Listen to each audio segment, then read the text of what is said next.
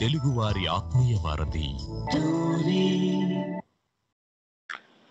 తెలుగువారి ఆత్మీయ వారధి స్టోరీలో సైన్స్ ఫర్ కార్యక్రమానికి స్వాగతం. ఈ కార్యక్రమాన్ని మీకు సైన్స్ ఫర్ సొసైటీ మరియు Babu Gogineni Facebook group national arena నుంచి మీకు సమర్పిస్తున్నది గోవింద్ ఫ్రమ్ కాలిఫోర్నియా. నమస్తే అండి. మన సైన్స్ ఫర్ కార్యక్రమం శ్రోతలందరికీ కూడా ఈ వారం నుంచి మనం ఒక కొత్త సిరీస్ స్టార్ట్ చేయబోతున్నామండి. ఆ సిరీస్ పేరు సైన్స్ స్టోరీస్. అంటే సైన్స్ని కథలుగా చెప్పడం అనమాట. అంటే సైన్స్కి సంబంధించిన వ్యక్తుల గురించి, సైన్స్లోని ఆవిష్కరణలు చేసిన వాళ్ళు, మ్యాథమెటిషియన్స్, అలాగే ఫిజిక్స్ అండ్ కెమిస్ట్రీ, అలాగే ఫిలాసఫర్స్, సైన్స్కి సంబంధించిన ఏ విభాగంలోనైనా సరే సైన్స్ మీద సైన్స్లోని ప్రతిభా పాఠవాల్ని చూపించిన వారు, ముందు తరాలకి మార్గదర్శకులైన వారి గురించి మనం ఒక సిరీస్ ప్రారంభించబోతున్నామండి. ఈరోజు మొట్టమొదటిసారిగా మనం ఆ సిరీస్లోని మనం ఎవరి గురించి తెలుసుకుపోతున్నాం అన్నది మనతో పాటు ఉన్న సైన్స్ పాపులరైజర్స్ ప్రసాద్ ఇందుకూరి గారు ఆస్ట్రేలియా నుంచి ఉన్నారండి. నమస్తే అండి ప్రసాద్ గారు. నమస్తే అండి గోవింద్ గారు. అలాగే మనకి జ్యోత్స్నా పాల్వాయ్ గారు ఉన్నారండి. జ్యోత్స్నా గారు నమస్తే అండి, వెల్కమ్ టు ద షో. నమస్తే అండి గోవింద్ గారు. ఓకే అండి. జ్యోత్స్నా గారు, మీరే చెప్పండి ఈ సిరీస్ గురించి మీరేం చెప్పబోతున్నారు అనేది. అదేవిధంగా ఈరోజు సెప్టెంబర్ 25 అంటే ఈరోజు స్టోరీ అంటే ఈ రోజుకి ఒక ప్రత్యేకత ఉంది. ఈ రోజు యొక్క ప్రత్యేకత ఏంటి, మీరు ఈ సిరీస్ లో ఎవరి గురించి చెప్పబోతున్నారు అన్న విషయం మీరే చెప్పండి. షూర్ తప్పకుండా అండి. మీరు ఇందాక అన్నారు కదా, ఇది సైన్స్ స్టోరీస్ అని కొత్త సిరీస్ స్టార్ట్ చేస్తున్నాం. మనకు తెలిసిందే అండి, మానవ నాగరికతలో కథలకు, అంటే మనం ఇందాక సైన్స్ కథలు అని అంటున్నాం, కానీ మానవ నాగరికతలో కథలకు చాలా ప్రాముఖ్యత ఉంది. కథలు మనకు వినడానికి ఎంతో ఆసక్తిదాయకంగా అలాగే ఉంటాయి. అంతేకాకుండా ఈ కథకుని ఆసక్తిదాయకంగా ఉండడమే కాకుండా కథకుని కాల్పనిక శక్తికి, ఇంకా ఆయా కాలాలకు చెందిన వాళ్ళ ఆలోచన రీతులను, కట్టుబాట్లను, వారి నమ్మకాలను మనకి ఈ కథల ద్వారా మనం తెలుసుకోవచ్చు. మనం ఇప్పటి వరకు ఎన్నో కథలు విన్నామండి.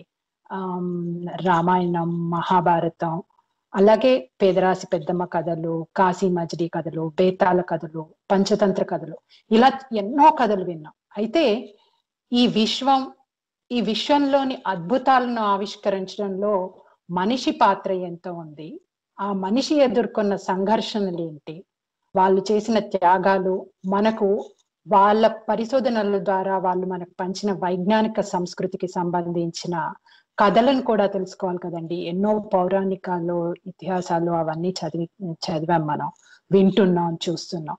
కానీ ఈ కథలను కూడా మనకు తెలుసుకోవాల్సిన అవసరం ఉంది.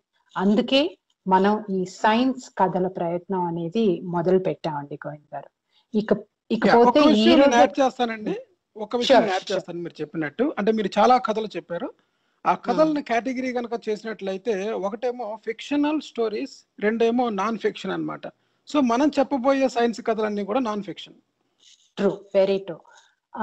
అలాగే ఈ రోజు మీరు ఇందాక అన్నారు కదా, సెప్టెంబర్ 25 కి ఉన్న ప్రాముఖ్యత ఏంటంటే, సెప్టెంబర్ 20 అంటే ఇక మనం ఇందాక ఎలాగైతే శాస్త్ర విజ్ఞానంలో ఉన్న కథల్ని చెప్పుకుంటున్నాం అని అనుకున్నాము, సెప్టెంబర్ 25 ఉన్న ప్రాముఖ్యత ఏంటంటే, ఈ రోజు మ్యాథ్ కి సంబంధించిన స్టోరీస్ ని చెప్పుకోవాలన్నట్టుగా అబ్జర్వ్ చేస్తారనమాట. అందుకోసం ఈరోజు మ్యాథమెటిక్స్ కి సంబంధించిన ఒక ప్రముఖ స్కాలర్ ని పరిచయం చేస్తూ కథను చెప్తానండి. అంటే ఇది చాలా ప్రాచీనమైన కాలానికి సంబంధించిన కథ అయినప్పటికీ చాలా ఉత్సాహాన్ని, ఇక మీరే అంటే ఆ కథ అయిపోయిన తర్వాత ఆ కథ నిజంగానే దాంట్లో ఒక నీతి ఉందా, ఇది నీతి కథనా లేకపోతే ఉత్తేజపరిచే కథనా, ఎలాంటి కథ అనేది మీరు ప్రసాద్ గారు నాకు చెప్పాలి. తప్పకుండానండి, మీరు కథ చెప్పిన తర్వాత దాని మీద మనం అనలైజ్ ద స్టోరీ. నమస్తే అండి, నా పేరు Jyotsna Palvai. Science for society మరియు Babu Gogineni humanist and rationalist arena వారు సంయుక్తంగా సమర్పిస్తున్న సైన్స్ స్టోరీస్కి స్వాగతం. మానవ నాగరికతలో కథలకు ఎంతో ప్రాముఖ్యత ఉంది. కథలు వినడానికి ఎంతో ఆసక్తిదాయకంగా ఉండడమే కాకుండా కథకుని కాల్పనిక శక్తిని, ఆయా కాలాలకు చెందిన ఆలోచన రీతులను, కట్టుబాట్లను, నమ్మకాలను మనకు పరిచయం చేస్తాయి. మనం ఇప్పటి వరకు ఎన్నో కథలను విన్నామండి. రామాయణం, మహాభారతం, పేదరాశి పెద్దమ్మ కథలు, కాశీ మజిలీ కథలు, బేతాళ కథలు, పంచతంత్ర కథలు, ఇలా ఎన్నో. అయితే ఈ విశ్వంలోని అద్భుతాలను ఆవిష్కరించిన మనిషి పాత్ర, ఆ మనిషి ఎదుర్కొన్న సంఘర్షణలు, చేసిన త్యాగాలు, మనకు పంచిన వైజ్ఞానిక సంస్కృతికి సంబంధించిన కథలను కూడా తెలుసుకోవాలి కదండి. అందుకే మా సైన్స్ కథల ప్రయత్నం. ఇక ఇవాల్టి కథలోకి వెళ్దాం. ఈ కథను చెప్పాలంటే ముందు నేను మిమ్మల్ని ఆ కథాస్థలానికి, కథ జరిగిన కాలానికి తీసుకెళ్ళాలి. అదేనండి ఈజిప్ట్లోని అలెగ్జాండ్రియా. 2000 సంవత్సరాల క్రితం ఇది ఈజిప్ట్ దేశానికి క్యాపిటల్గా ఉండేది. ఇప్పుడు ఈజిప్ట్కి క్యాపిటల్ కైరో అనుకోండి. అప్పట్లో ఆ దేశానికి అలెగ్జాండ్రియా క్యాపిటల్గా ఉండడమే కాకుండా అది ఆ దేశానికి మొట్టమొదటి ఓడరేవు కూడా. ఈ నగరాన్ని స్వయాన అలెగ్జాండర్ ద గ్రేట్ తన కళను సాకారం చేసుకునే విధంగా మొదలు పెడతారు. ఏంటా కళ? ఆయన కళ ఏంటంటే, ఆయన చనిపోయిన తర్వాత కూడా ఆయన పేరును అందరూ గుర్తుపెట్టుకునేలా ఈ ప్రపంచంలో ఉన్న విజ్ఞానాన్ని అంతా ఈ నగరంలో భద్రపరచాలని, ఆ విజ్ఞానాన్ని కాపాడే వాళ్లకు గొప్ప గొప్ప అధికారాలు ఉండాలని ఆశిస్తాడు. ఆశించడమే కాదు, తనే స్వయంగా ఆ నగరానికి బ్లూ ప్రింట్ని కూడా వేస్తాడు. ఆయన తర్వాత ప్రపంచంలోని గొప్ప గొప్ప ఆర్కిటెక్ట్స్, డిజైనర్స్ అలెగ్జాండర్ కలగన్న నగరాన్ని అత్యంత శక్తిగల, పలుకుబడి గల నగరంగా తీర్చిదిద్దుతారు. అతి తక్కువ కాలంలోనే అలెగ్జాండ్రియా ఒక పెద్ద కల్చరల్ అండ్ ఇంటలెక్చువల్ హబ్గా మారిపోతుంది. అంతటి ఇంటలెక్చువల్ హబ్గా మారడానికి కారణం ఏంటంటే అక్కడున్న లైబ్రరీ. అదే the great library of Alexandria. ఇది అక్కడి రీసెర్చ్ ఇన్స్టిట్యూట్కి అనుసంధానంగా ఉండేది. ఎంతోమంది స్కాలర్స్, ఫిలాసఫర్స్, ఆర్కిటెక్ట్స్, ఆర్టిస్ట్ అక్కడికి అధ్యయనం చేయడానికి వచ్చేవాళ్ళు. వందల వేల గ్రంథాలు ఉండేవి. మనం ఇందాక చెప్పుకున్నాం కదా, ఒక ఓడరేవు ఉండేదని, అలెగ్జాండ్రియా ఒక ఓడరేవని. వేరువేరు దేశాలకు సంబంధించిన వర్తకులు అక్కడ వాణిజ్యం చేసుకోవడానికి వచ్చేవాళ్ళు. వాళ్ళు ఓడ దిగంగానే వాళ్ళని వీళ్ళు సోదా చేయడం మొదలుపెట్టేవాళ్ళు. సోదా ఎందుకు చేసేవారంటే వాళ్ళ దగ్గర ఏవో భయంకరమైన వెపన్స్ ఉండేవని కాదు. వెపన్స్ కంటే పవర్ఫుల్ అయిన వెపన్స్ అవేనండి, పుస్తకాలు ఉన్నాయేమోనని వాళ్ళు వెతికేవాళ్ళు. ఎందుకంటే వేరే ప్రపంచం నలుమూలల నుండి వీళ్ళు వస్తుంటారు కదా. ఆయా దేశాలకు సంబంధించిన సంస్కృతిని, వాళ్ళ దేశ పరిజ్ఞానాన్ని వీళ్ళు నేర్చుకోవాలన్న ఉత్సాహంతో వాళ్ళని సోదా చేసేవారు. ఆ సోదాలో ఏవైనా పుస్తకాలు దొరికితే మాత్రం వాటిని తీసుకుని జాగ్రత్తగా కాపీ చేసి భద్రపరిచేవాళ్ళు. మళ్ళీ ఆ పుస్తకాలని అంతే జాగ్రత్తగా వాళ్ళకి ఇచ్చేవారనుకోండి. ఇప్పుడు మనం తాళపత్ర గ్రంథాలను వింటుంటాం కదా, అప్పట్లో అలాంటి వాటిని స్క్రాల్స్ అని అనేవారు. ఇలా కాపీ చేసేవారిని, అలా పుస్తకాలను రాసేవారిని స్క్రైబ్స్ అని అనేవారు అనమాట. ఈ నగరం గురించి, అక్కడి రీసెర్చ్ ఇన్స్టిట్యూట్ గురించి, ఆ లైబ్రరీ గురించి ఇంతగా ఎందుకు చెప్తున్నానంటే, మన కథలోని కథానాయక పాత్ర ఇక్కడే మొదలవుతుందండి. అంటే కథానాయిక అంటున్నా అని అసలే ప్రాచీన కాలం అంటున్నా కాబట్టి, ఓ అందమైన రాజకుమారిని చుట్టూ చెలికత్తెలతో తన కలలు కనే రాజకుమారిని కోసం ఎదురు చూస్తున్న అందాల రాశిని ఊహించుకునేరు. ఆగండి, మన హీరోయిన్ అందాల రాసే, కానీ అంతకు మించిన విశిష్టమైన వ్యక్తి. ఆమె పేరు హైపాటియా. మీరు ఊహించుకోవాల్సింది ఏమిటంటే, ఒక్కసారి కళ్ళు మూసుకొని నగీషీలు చెక్కిన పెద్ద పెద్ద స్తంభాలతో, గ్రాండ్ మాన్యుమెంట్స్తో ఓ పెద్ద పరిశోధనా మందిరం, నక్షత్రశాల, ఎగిసిపడే ఫౌంటైన్స్తో ఉన్న ఓ పెద్ద ఇన్స్టిట్యూట్. దాని మధ్యలో వందల మంది కూర్చోగల పెద్ద థియేటర్. అది 350-415 కామన్ ఎరా కాలం. ఇక్కడ గ్రీకులు, ఈజిప్షియన్స్, రోమన్ల సంస్కృతి ప్రతిబింబిస్తూ ఉంటుంది. నగరంలోని ప్రజలు మాత్రం ప్రధానంగా 3 వర్గాలుగా ఉంటారు: పేగన్స్, జ్యూస్, ఇంకా క్రిస్టియన్స్ అన్నమాట. వీరి మధ్య మాత్రం వారి నమ్మకాలకు సంబంధించి ఎప్పుడూ ఒక విద్వేషపూరితమైన వాతావరణం ఉండేది. ఇందాక చెప్పుకున్నాం కదా, the great library of Alexandria అని. దాని అవశేష రూపాంతరమైన ఇన్స్టిట్యూట్ మాత్రమే అప్పట్లో అక్కడ ఉండేది. థియాన్ అనే గొప్ప మ్యాథమెటిషియన్ ఈ ఇన్స్టిట్యూట్లో ఉండేవాడు. ఆయన అక్కడ రీసెర్చ్ చేస్తూ అక్కడి విద్యార్థులకు తరగతులు తీసుకునేవాడు. ఈయన కూతురే హైపాటియా, మన కథలోని కథానాయిక. థియాన్ స్వయాన ఒక స్కాలర్లీ రీసెర్చర్ కావడం వల్ల అందరి ఆడపిల్లల్లా కాకుండా హైపాటియాకు చిన్నప్పటి నుండి తనతో పాటు కూర్చోబెట్టుకుని మ్యాథ్, సైన్స్, ఆస్ట్రానమీ ఇలా అన్ని రంగాలకు సంబంధించిన పరిజ్ఞానాన్ని ఆ అమ్మాయికి నేర్పించేవాడు. హైపాటియా చాలా చురుకైనది. అందుకే తండ్రి చెప్పే విషయాలను ఆకలింపు చేసుకోవడంలో చక్కని ప్రతిభను, ఉత్సాహాన్ని ప్రదర్శించేది. ఎన్నో ప్రశ్నలు అడిగేది. అన్ని విషయాలపైన ఫ్యాసినేషన్ని చూపించేది. యుక్త వయసు వచ్చేసరికి తండ్రిని మించిన సమర్థతను ప్రదర్శించడం మొదలుపెట్టింది. ఇది గమనించిన తండ్రి ఆయన చేస్తున్న పరిశోధనలో ఆమెను కూడా ఇన్వాల్వ్ చేస్తూ ఇద్దరూ కలిసి చర్చించుకుంటూ ఉంటారు. యూక్లిడ్, అపోలోనియస్, టోలమీ, డయాఫాంతస్, ఇంకా పాపస్ వీరంతా హైపాటియా కంటే ముందు అలెగ్జాండ్రియాలో మ్యాథమెటిక్స్లో కొత్త ఆవిష్కరణలు చేసినవారు. అందుకే థియాన్ ఇంకా హైపాటియా ఈ పరిశోధకులందరూ వాళ్ళు అందించిన మ్యాథమెటికల్ అండ్ ఆస్ట్రనామికల్ హెరిటేజ్ని భద్రపరచడానికి, ఆ వారసత్వాన్ని ముందు తరాలకు అందించడం కోసం అందరికీ అర్థమయ్యేలా సులభతరం చేయడం మొదలు పెడతారు. థియాన్ ఏమో యూక్లిడ్ ఎలిమెంట్స్ని ఎడిట్ చేసి కామెంటరీ రాస్తాడు. అలాగే టొలెమీ రాసిన ఆస్ట్రనామికల్ టేబుల్స్ అయిన హ్యాండీ టేబుల్స్ని, టొలెమీనే రాసిన తారల గ్రహాల గమనాన్ని వివరిస్తూ రాసిన 13 సంకలనాలకు తను కామెంటరీ రాస్తాడు. హైపాటియాతో అతను వీటిపై నిరంతరం చర్చలు జరుపుతూ ఉండడం వల్ల హైపాటియా కూడా తండ్రిలాగానే అపోలోనియస్ అనే గణిత శాస్త్రవేత్త కామిక్స్ సెక్షన్స్ మీద రాసిన పెర్గాస్ని, డయాఫాంతస్ అనే గొప్ప మ్యాథమెటిషియన్ రాసిన 13 సంకలనాల అర్థమెటికాన్ని వ్యాఖ్యానం రాస్తుంది. తండ్రి చేసిన ఎడిటింగ్స్తో సంతృప్తి చెందని హైపాటియా మళ్ళీ వాటిని ఎడిట్ చేస్తుంది. ఇవన్నీ చూసిన థియాన్ హైపాటియాని విద్యార్థులకి బోధించమని ప్రోత్సహిస్తాడు. హైపాటియా తన తండ్రి కంటే భిన్నంగా మ్యాథమెటిక్స్, ఆస్ట్రానమీతో పాటు ఫిలాసఫీని కూడా బోధిస్తూ ఉంటుంది.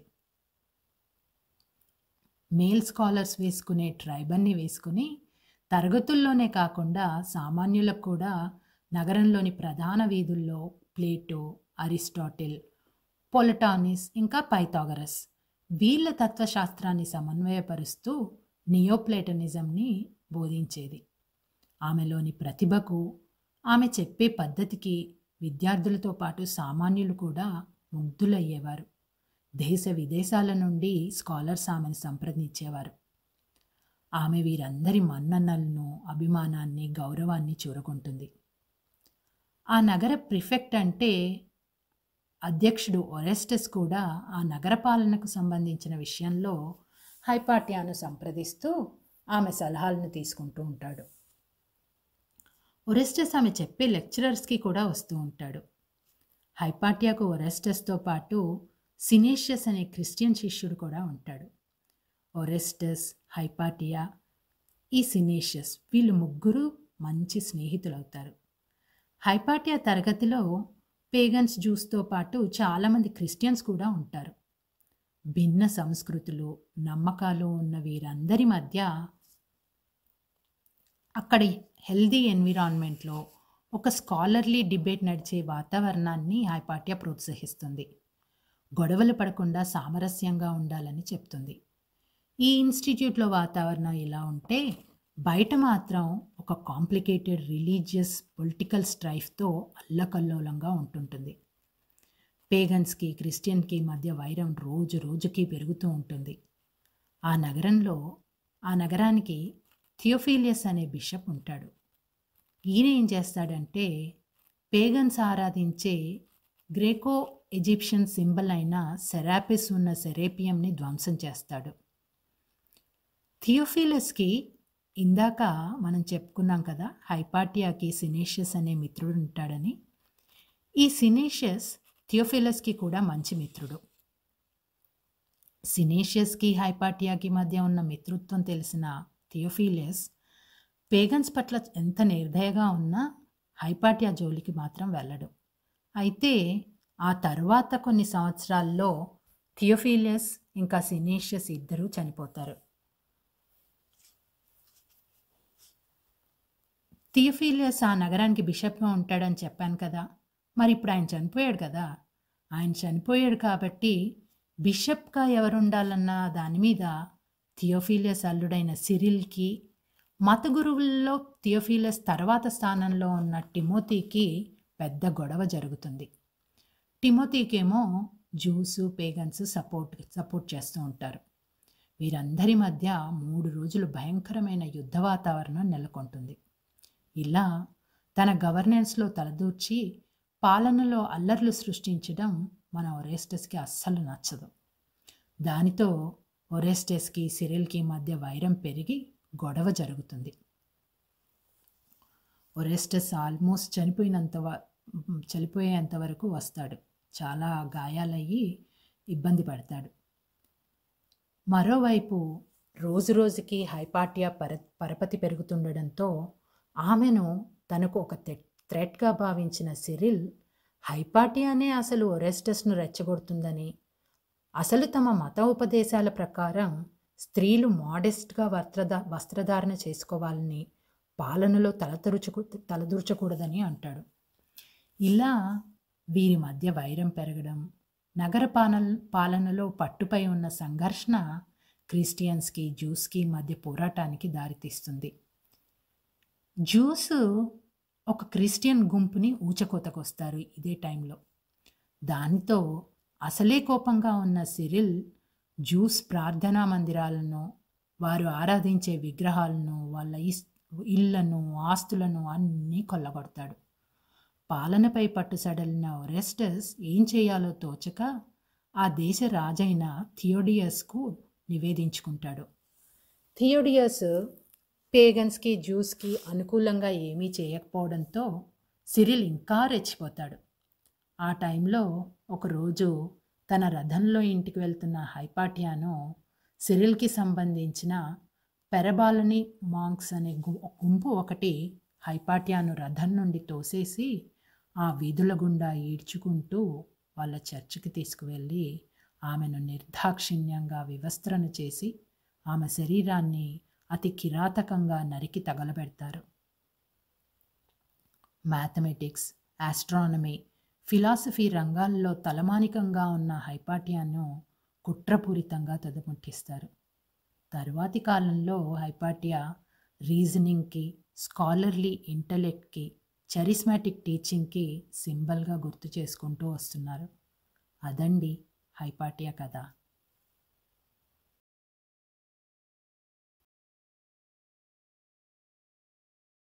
సో ఇప్పుడు చెప్పండి గోవింద్ గారు, హిపాషియా కథ గురించి, మీ కథ నుండి మనం ఏం తెలుసుకోవాలి, అంటే ఇది ఒక నీతి కథలాగా అనిపిస్తోందా, ఎలా అనిపిస్తోంది మీకు? అంటే ఇది ఒక కాల్పనిక కథ కాదు గనక, అంటే ఇప్పుడు చాలా మంది ఏం చెప్తారంటే ఈ కథలు కొంతమంది ఏమో నిజంగా జరిగినాయి అని చెప్తారు. ఈ కొన్ని మన ఎటువంటి మత గ్రంథాల్లో జరిగినాయి తీసుకున్నా సరే, చెప్పిన తర్వాత ప్రశ్నించిన తర్వాత వెంటనే దాంట్లో రియాలిటీని ప్రశ్నించగలనే వీళ్ళు కింద మీద పడిపోయి లేదండి వాటిని మన కథలుగానే తీసుకోవాలి, కథల ద్వారా ఒక నీతిని చెప్పడానికి, ఒక ధర్మాన్ని చెప్పడానికి మనం ప్రయత్నిస్తున్నాం అని చెప్తారు చూసారా. అదేంటంటే దాంట్లో నిజం లేనప్పుడు మనం ట్యాప్ డాన్స్ అంటారు అనమాట. అంటే కప్పు గెంతులు, ఇక్కడ మాట్లాడితే అక్కడ మాట్లాడితే ఇక్కడ వెళ్ళిపోతుంటారు. కానీ నాన్ ఫిక్షనల్ ఏముంటుందంటే ఒక రియల్ స్టోరీ అనేది మనకి అప్పటికి ఉన్న సాంఘిక పరిస్థితులు ఎలా ఉన్నాయి అన్న విషయాన్ని తెలియజేస్తుంటుంది. తర్వాత how bold the people are, how brave they are, and what message they are. అంటే అంత మీరు ఇప్పుడు మీరు చూసారు కదండి, అప్పుడు అంత ప్రతిబంధకమైన పరిస్థితులు ఉన్నా గానీ ఆమె తన స్వతంత్ర భావాలను వదులుకోలేదు.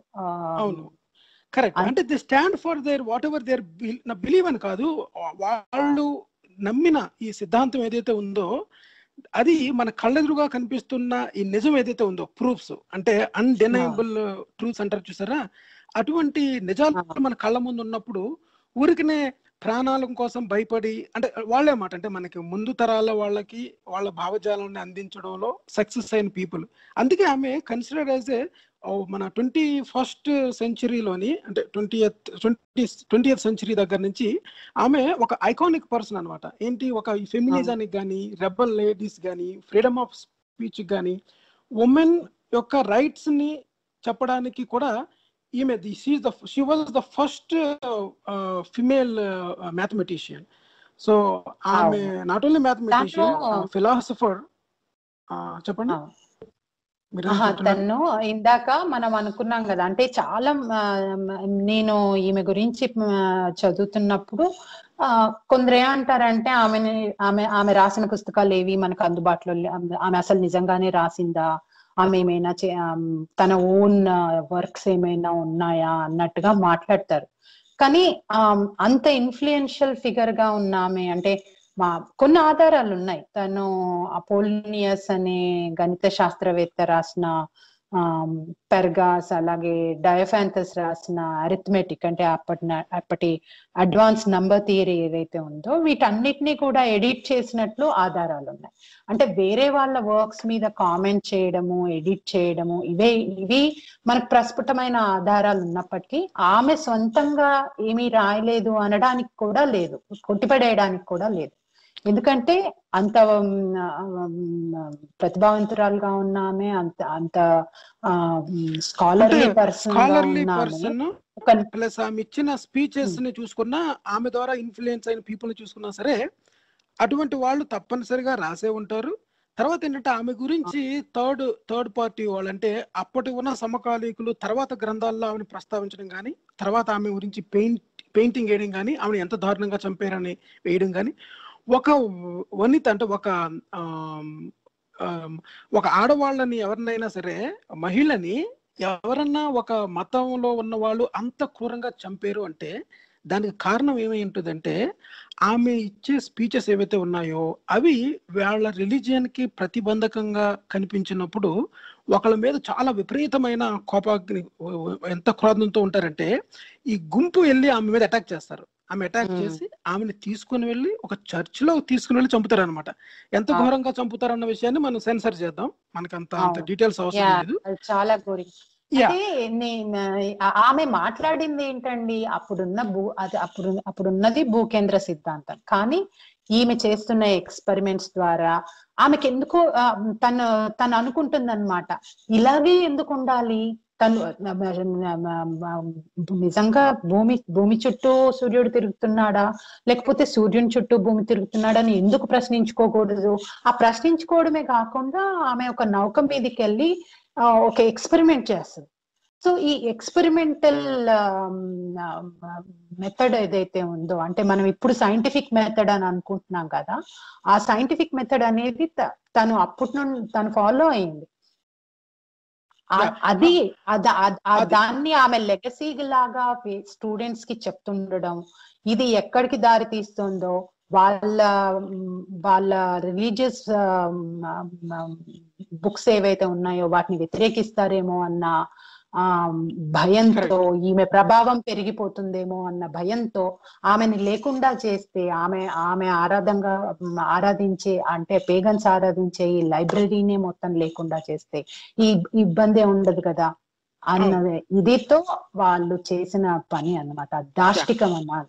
కరెక్ట్. ఒక పాయింట్ యాడ్ చేసేసి నేను ప్రసాద్ గారికి ఇస్తానండి. ఒకటి పాయింట్ ఏంటంటేనండి, యాక్చువల్ గా ఈ భూకేంద్ర సిద్ధాంతం ఏదైతే ఉందో అది ఎప్పటి జ్యోతిష్యానికి చాలా ఆరాధ్యంగా కనిపించే ఒకనొక సిద్ధాంతం అన్నమాట. ఇప్పుడు జ్యోతిష్యం అంతా కూడా దాని మీదే డిపెండ్ అయి ఉంటుంది. ఇంకోటి ఏంటంటే, ఈ క్రిస్టియానిటీ తన మతాన్ని బలపరుచుకోవడానికి చెయ్యని ఘోరాలంటూ లేవన్నమాట అప్పట్లోని. ఎప్పటి ఏంటంటే, ఎవరైతే ఈ సైన్స్ పరంగా వైజ్ఞానికంగా ప్రయోగాలు చేసి నిరూపిస్తున్న వాళ్ళని చాలా మందిని అడ్డుకుందనమాట. ఎందుకంటే ఒక్కసారి ఈ విజ్ఞానం అనేది కనుక వెళితే ఈ దేవుడే భగవంతుడే ఇవన్నీ సృష్టించాడు, క్రిస్టియన్ గాడ్ ని ప్రమోట్ చేస్తున్న వాళ్ళు అన్న దానికి అడ్డుపడుతుందని అప్పట్లో చాలా మందిని ఇలాగ దండయాత్రలు చేసి పేరుతో కానీ ఈ దేవుని పేరుతో కానీ చంపినవి చాలా ఉన్నాయన్నమాట.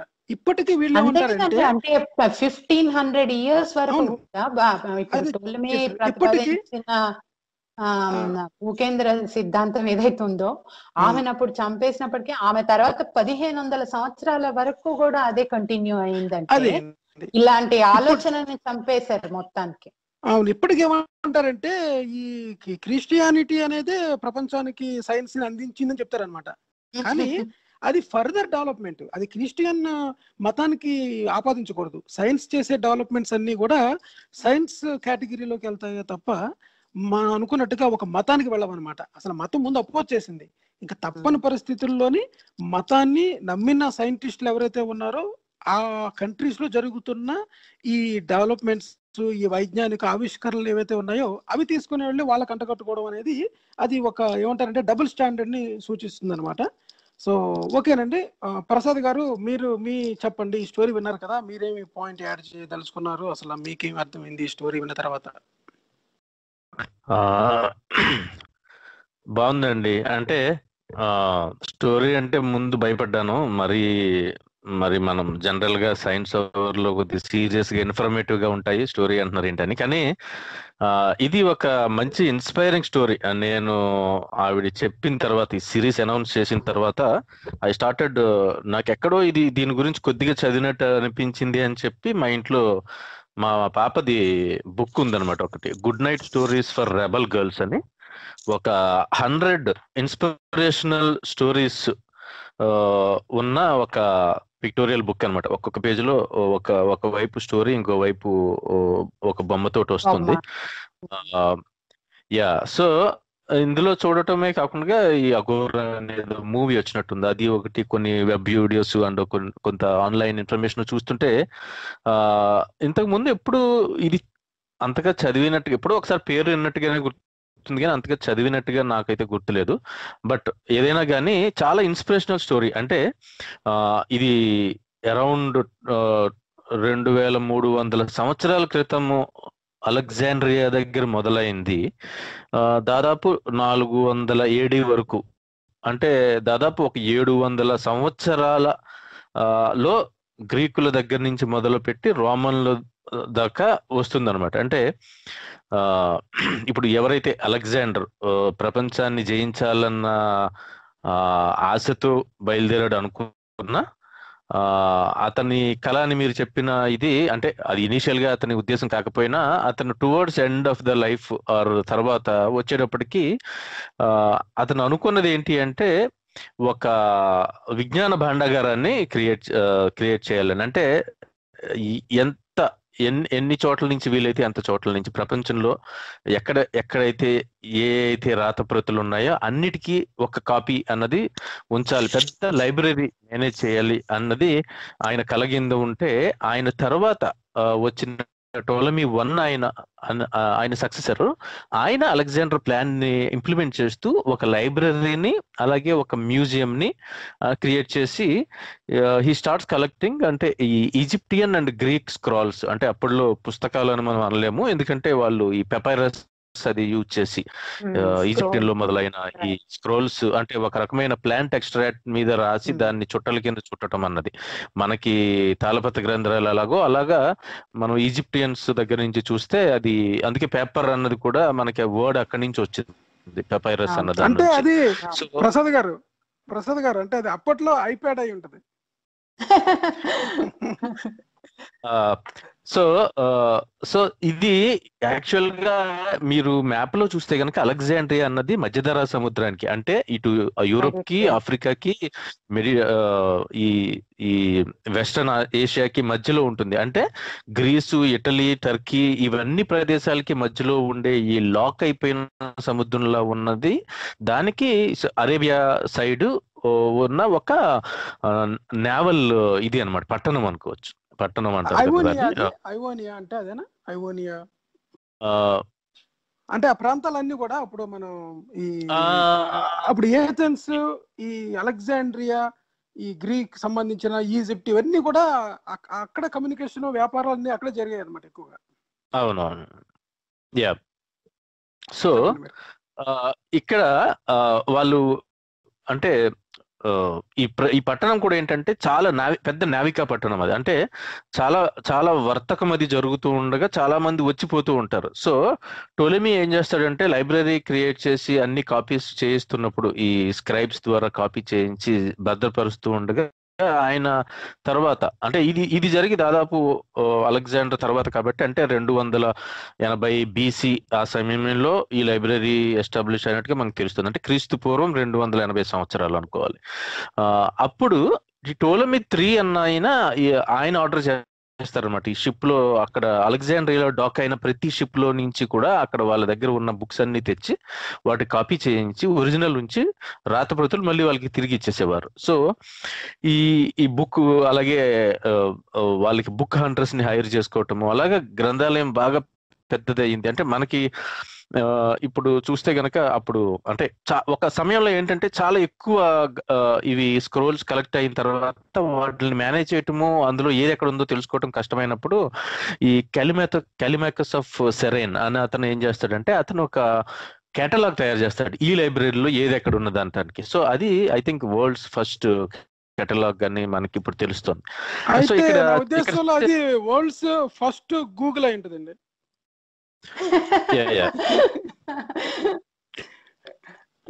ఇక్కడ నేను క్విక్ గా చెప్పేది ఇన్స్పైరింగ్ విషయాలు నాకు తెలిసినవి ఏంటి అంటే మనకి ఇప్పుడు ఎరతోస్థెనస్ అన్న అతను ఎవరైతే ఈ పుల్లని నేల మీద పాతి అది డిఫరెంట్ లొకేషన్స్ లో డిఫరెంట్ లాటిట్యూడ్స్ లో దాన్ని పాతటం ద్వారా ఒకే సమయంలో దాని నీడ లో ఉన్న వ్యత్యాసం ద్వారా ప్యారలల్ లైన్స్ గీసుకుంటే భూమికి ఎంత సర్కంఫరెన్స్ ఉంది, ఎంత డయామీటర్ అన్నది అతను ఏన్షియంట్ గ్రీక్ సైంటిస్ట్ కింద మనం అనుకుంటే అతను ఒక ఫ్యూ మైల్స్ కి అటు ఇటు తేడాలో భూమి గుండ్రంగా ఉన్నదని చెప్పడం మాత్రమే కాకుండా దాని డయామీటర్ ని సర్కంఫరెన్స్ ని కూడా కొలవటం అన్నది ఇది మనకు చాలా సింపుల్ గా అర్థమవుతుంది. ఇప్పుడు అనుకుంటే మనం యూట్యూబ్ లో సెర్చ్ చేసుకున్నా మనకు తెలుస్తుంది శ్రోతలకి.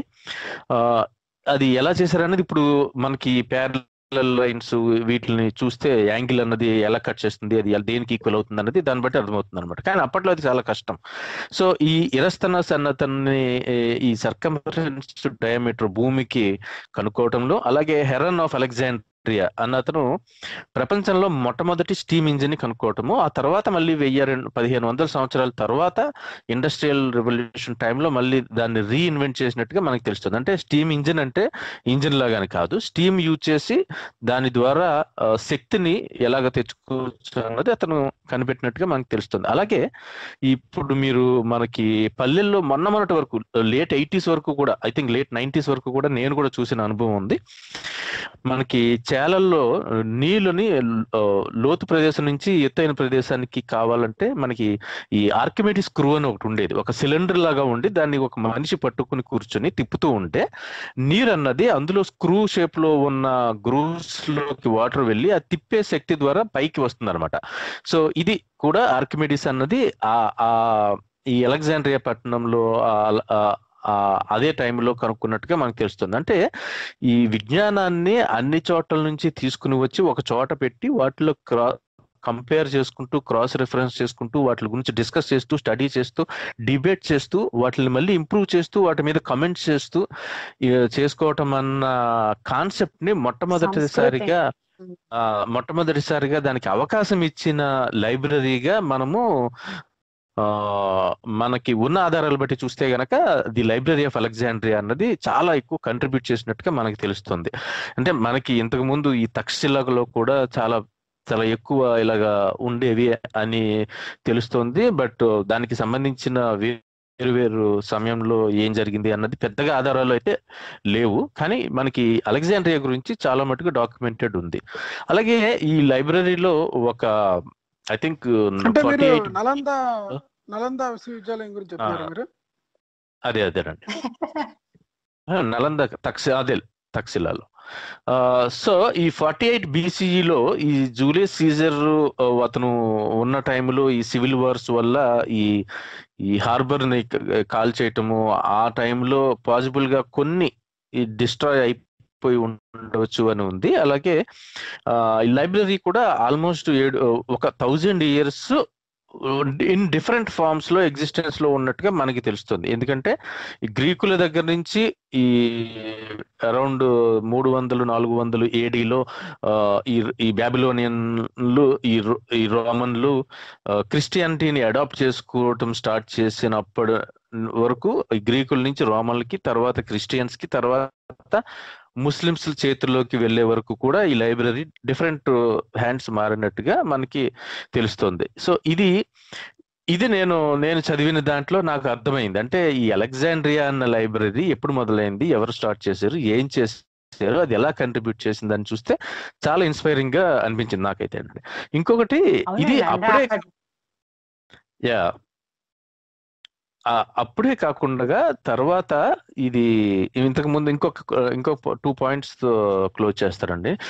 ఒకటి ఏంటంటే ఈ హైపాతియా అన్న ఆవిడ చేసిన వర్క్ ఏదైతే ఉందో అది ఎక్కువగా డాక్యుమెంటరీ లేకపోయినా అవి అప్పుడు సమకాలీన చారిత్రకులు రాసినది కానీ ఆవిడ శిష్యులు ఆవిడ చాలా టీచింగ్ లో చాలా పార్టిసిపేట్ చేసినట్టు మనకు తెలుస్తుంది. అంటే ఉన్నవి చదవటమే కాకుండా షీ కమెంటెడ్ ఆన్ డయోఫాథస్ అని ఒక 13 volume అర్థమెటిక్ బుక్ ఒకటి కానీ, అలాగే